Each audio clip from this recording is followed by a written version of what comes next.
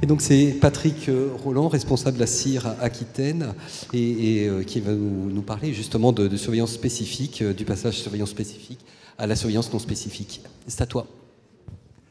Merci Jean-Michel. Bon, je me demande si j'ai encore quelque chose à dire, parce que depuis ce matin, on entend souvent parler de la surveillance non spécifique. Oui, donc voilà, donc je vais vous présenter le champ de la surveillance non spécifique de façon un petit peu plus générale. Avant cela, j'aimerais quand même remercier vraiment nos partenaires qui sont associés à cette surveillance. La SFMU, SOS Médecins France, le CPDC, l'équipe de l'INSEE. Bon, 2003, on va aller vite. Une année charnière, la canicule, puisque jusqu'alors, une surveillance basée, surveillance épidémiologique en santé publique, basée sur le suivi d'événements de santé ou de milieux qui étaient prédéfinis. Voilà quelques exemples, mais il y en a bien d'autres, que ce soit les MDO, le suivi du cancer, les effets de la pollution atmosphérique sur la santé. Et puis 2003, voilà cette année où on est face à une incapacité, faut le dire, clairement, de détecter, de suivre, d'alerter en temps réel les effets en termes de morbidité, mortalité de cet épisode. Et là, la demande, tout le monde s'en souvient, immédiate du ministère, ça a été déjà dit ce matin à l'Institut, pouvoir suivre en temps réel les données des urgences et des décès, voici comme c'est présenté. Et c'est de là que va naître un petit peu en France, finalement, la naissance de la surveillance dite non spécifique ou en sorte syndromique. Voilà deux sémantiques qui sont largement utilisées.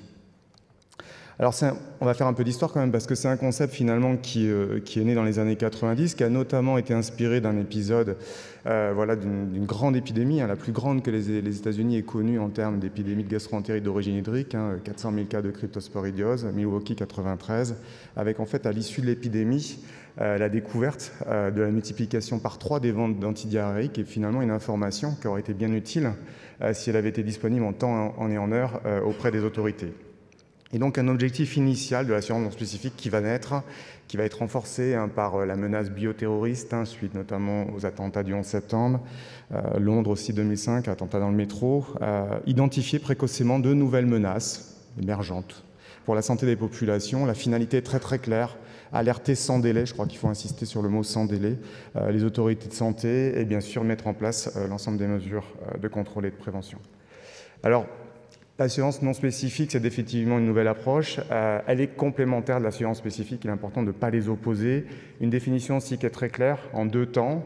Collecte, chaque mot est pesé, collecte automatisée en temps réel, proche du temps réel, de données métiers qui sont peut-être pas spécifiquement faites pour l'épidémiologie au départ. Exemple, les structures d'urgence, on va en reparler tout à l'heure. Des données qui sont déjà existantes, là encore un mot très important, sans a priori sur un événement de santé ou encore une exposition. Et le deuxième temps, toujours dans l'immédiateté, c'est l'analyse de ces données avec des indicateurs qu'on va construire a posteriori.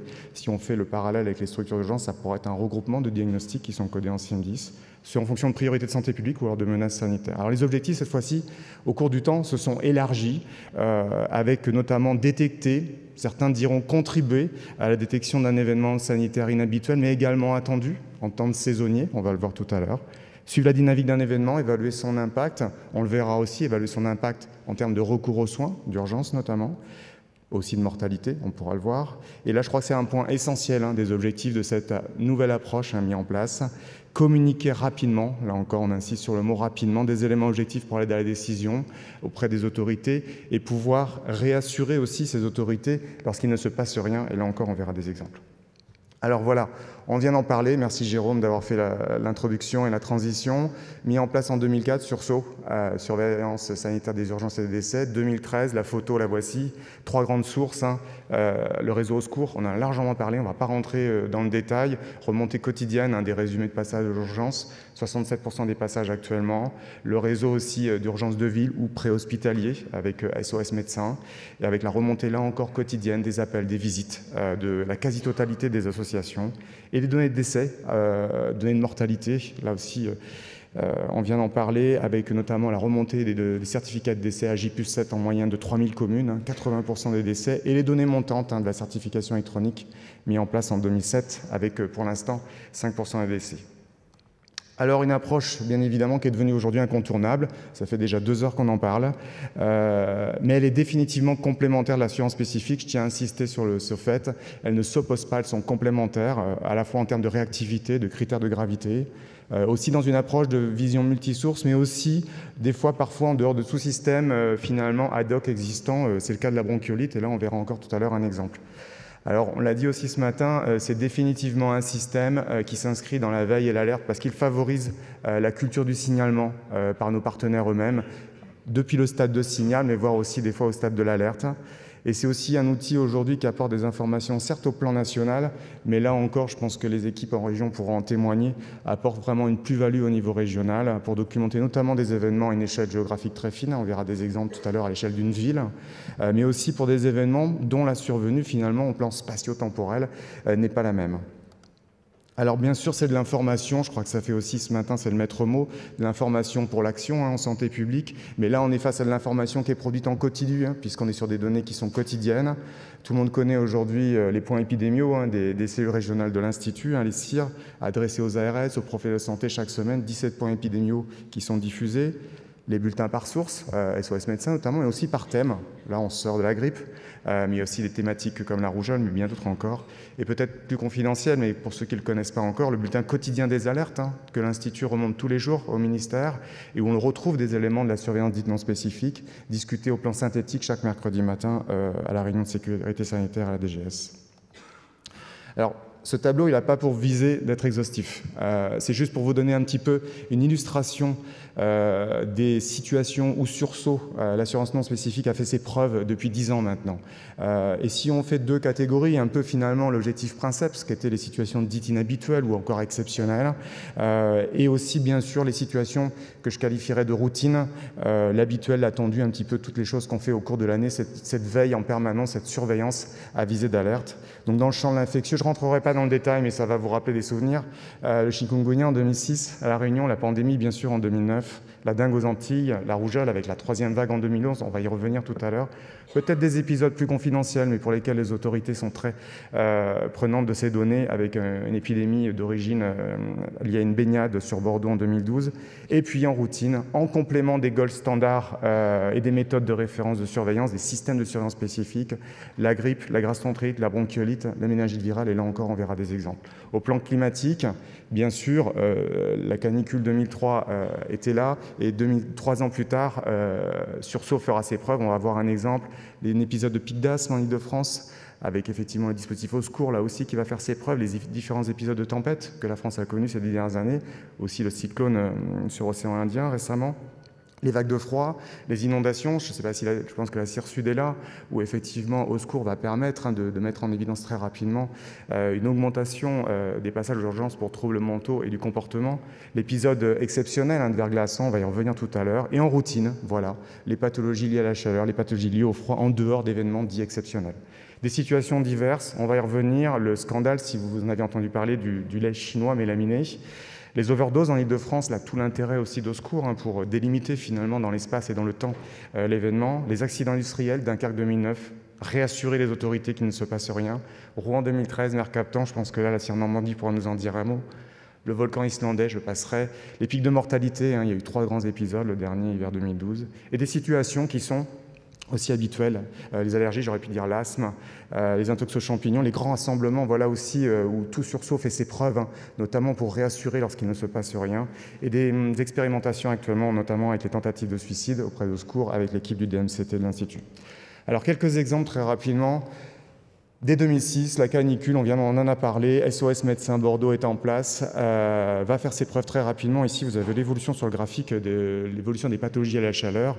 Et en mois de juillet, au moment où le plan canicule est activé, on voit largement que les seuils qui avaient été posés étaient dépassés. Et ce qui permet de rétro-informer les autorités sanitaires, la population de début de l'événement, de cet excès, de suivre la dynamique et bien évidemment de proposer cette information régulièrement. Chikungunya 2006, tout l'important rapidement des données de décès pour évaluer l'impact de la mortalité d'une épidémie de très grande ampleur, avec ici sur le graphique, en blanc les décès attendus, en noir les décès observés, et avec au moment où l'épidémie était la plus intense, fin janvier, début février 2006, 45 000 cas en une semaine observés par ailleurs. On observe aussi un excès de décès de toute cause qui permettra effectivement de rétro-informer les autorités sanitaires locales pour mieux comprendre ce qui s'était passé. Les Chinois mélaminés, scandale bien évidemment en Chine, mai-septembre 2008, je vous rappelle le contexte, 50 000 cas d'intoxication à des produits laitiers contaminés, 4 décès, et là, demande immédiate du ministère à l'Institut de voir si éventuellement il y avait un impact en France, puisqu'il y a eu des produits, notamment dérivés, qui ont été importés et qui pouvaient contenir de la mélamine, avec le suivi des passages aux urgences pour lithiase urinaire chez les moins de 3 ans. Et là, qu'est-ce qu'on va voir effectivement, c'est que sur la période dite incriminée, mai-septembre, on n'aura pas d'augmentation particulière, notamment au regard de l'année qui précédera. Donc voilà des données très importantes pour réassurer les autorités qu'il ne se passe rien sur notre territoire. Autre exemple, voilà un exemple de routine, si je peux me permettre l'expression, la bronchiolite, en dehors de tout système ad hoc de surveillance, un système finalement multisource à travers la surveillance non spécifique, avec les données de SOS Médecins, les données au secours, un réseau aussi métier qui est le réseau de garde à Kirespi en Aquitaine de kiné, qui existe aussi dans d'autres régions. Et ici, on voit tout sur 2 exemples très simples, avec la saison 2009-2010 et la saison 2010-2011, qu'on peut tout à fait détecter le début de l'épidémie, dire que ça commence, suivre la dynamique et dire aussi quand l'épidémie se termine. Et ça, c'est aussi des informations très importantes pour l'ensemble des professionnels là, qui sont cités, notamment pour adapter leur offre de soins à cette période. Autre exemple, la rougeole, lorsque les données au secours, en complément du gold standard, qui est la DO, tout le monde le sait bien sûr, permet finalement, lorsqu'on est face à une épidémie de grande ampleur et auquel finalement la DO a du mal à répondre, 3e vague 2011, on le voit ici, près de 200 cas par semaine au niveau des urgences en France, au secours permettra, lui, un suivi quotidien, hebdomadaire, et une rétro-information en temps réel, toujours cette notion de l'épisode de la rougeole à cette période. Bien sûr, on retrouvera cette dynamique avec la DO, mais malheureusement un petit peu en différé, comme chacun sait, et puisque malheureusement, excusez-moi l'expression, mais les fiches de notification avaient une petite tendance à déborder à la fois en région et sur les bureaux de l'Institut. Autre exemple de tout l'intérêt de ces données, lorsqu'on avait évoqué des événements qui surviennent de façon spatio-temporelle, de façon différente, intoxication par des champignons, vous le savez, la France est faite d'écosystèmes très différents.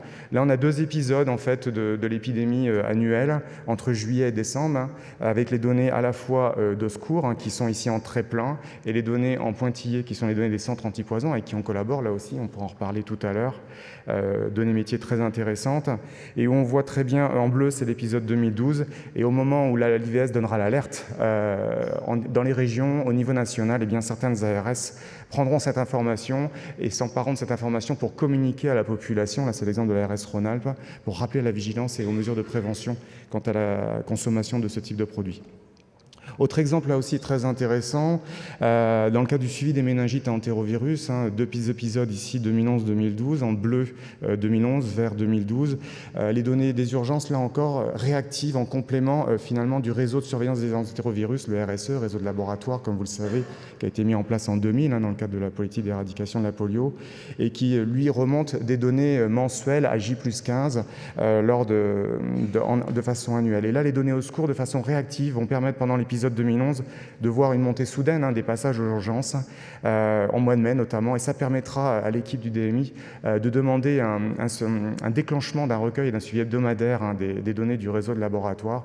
On rappelle que c'est toute l'importance à cette période, notamment de rappeler les mesures d'hygiène et aussi de sensibiliser les professionnels de santé au diagnostic différentiel avec la méningite bactérienne.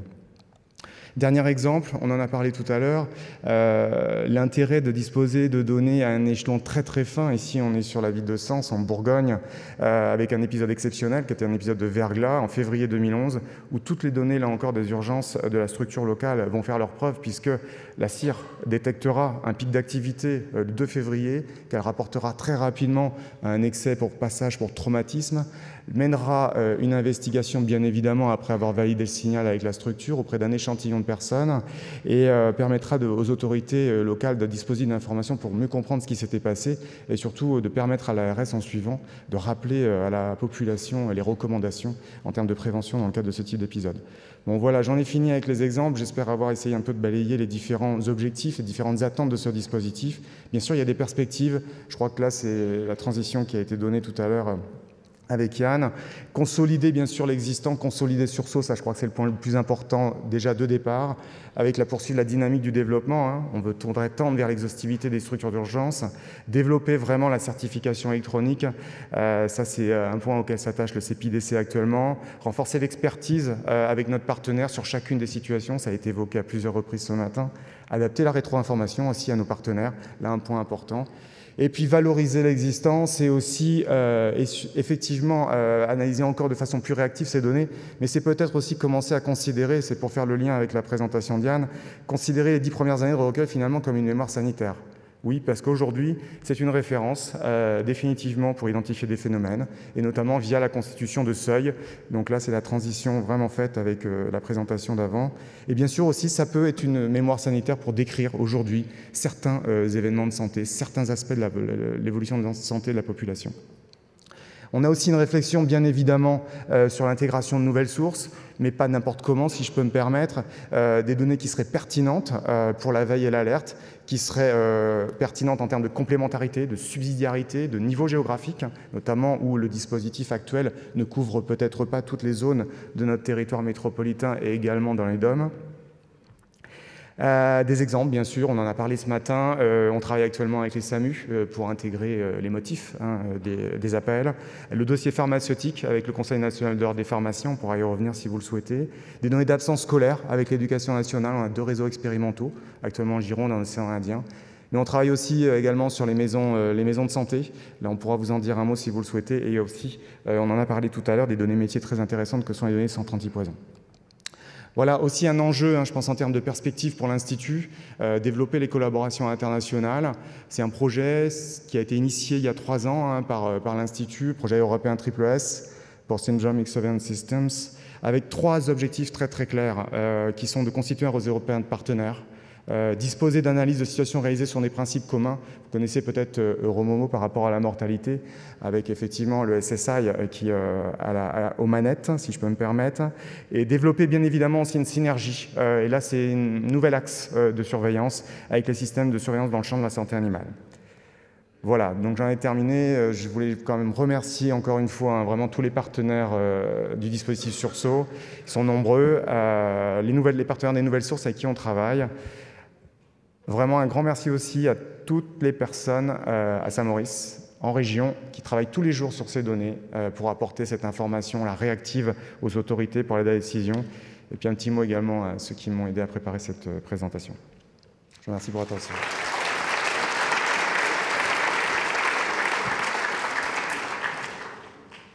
Merci beaucoup. Donc la discussion est ouverte s'il y a des questions dans la salle.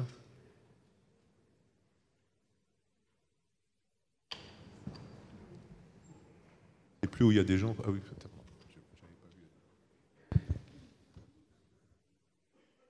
oui, bonjour, Florence Durandin, je suis responsable de la CVAGS à l'ARS du Centre. Je regarde s'il y a ma collègue de la CIR Centre. Non, je ne suis pas sûre qu'elle soit là. Juste de retour d'expérience du niveau régional. On a des difficultés quand même d'interprétation des données qui remontent des urgences quand le RPU n'est pas suffisamment complété. Et on s'est rendu compte que la simple variation du nombre de passages, parfois, n'était pas suffisamment fiable. Donc, ça demande un retour vers les partenaires pour savoir ce qui s'est vraiment passé. Et deuxième chose, là, c'est peut-être moi qui n'ai pas bien entendu, notre retour d'expérience aussi, c'est que les données des interventions des secours à personnes, des pompiers, peuvent être un complément utile en termes d'intervention, puisqu'on sait que la population a tendance à appeler le 18 avant le 15. Donc, qu'est-ce qu'il en est de tenir compte de ces données aussi ? Alors, par rapport à la première remarque ou commentaire, vous avez tout à fait raison, mais je pense que peut-être M. Leroy pourra aussi en dire un mot. Ça, c'est quand même un travail qui est fait maintenant au quotidien avec ces 10 années de recul pour retourner vers, effectivement, tendre vers l'exhaustivité, alors non pas des services d'urgence, mais des données qui nous remontent, le travail sur la qualité des données, mais là, je pense que vous pourriez aussi en dire un mot. Donc là, il y a un groupe de travail qui continue sur cette phase-là, puisque c'est vraiment important qu'on consolide la qualité de ces données. Par rapport aux SDIS, c'est vrai, j'en ai pas parlé. alors qu'en fait, pour beaucoup de régions ici, on suit aussi ces données. Donc on a la remontée quotidienne et on fait une rétro-information hebdomadaire. Je n'ai pas pu tout vous montrer ici en une quinzaine de minutes, mais il faut savoir qu'on parlait pour l'Aquitaine, région que je connais bien. On remonte chaque semaine effectivement le suivi de cette activité des SDIS au niveau local. Voilà.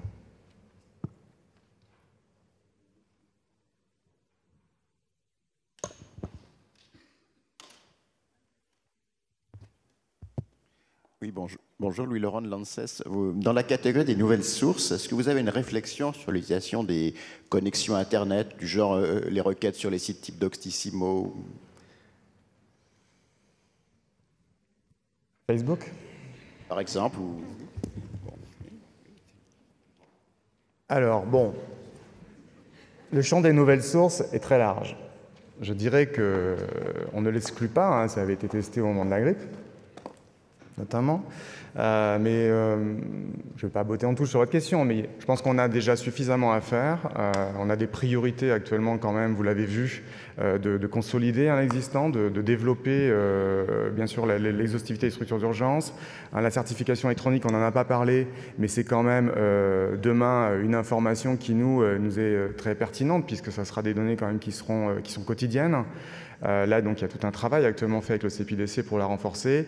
Donc, on n'exclut pas forcément d'utiliser ou d'exploiter ce type d'informations, mais en tout cas, actuellement, ce n'est pas sur la première marche du podium. Donc, je me permets d'intervenir avant. Olivier Hôtel de l'INVS en région en Bourgogne-Franche-Comté. J'aurais intervenir pour préciser, apporter des informations complémentaires. C'est que on a l'impression, avec la présentation de Yann Lestrade, qu'on est focalisé sur des méthodes statistiques.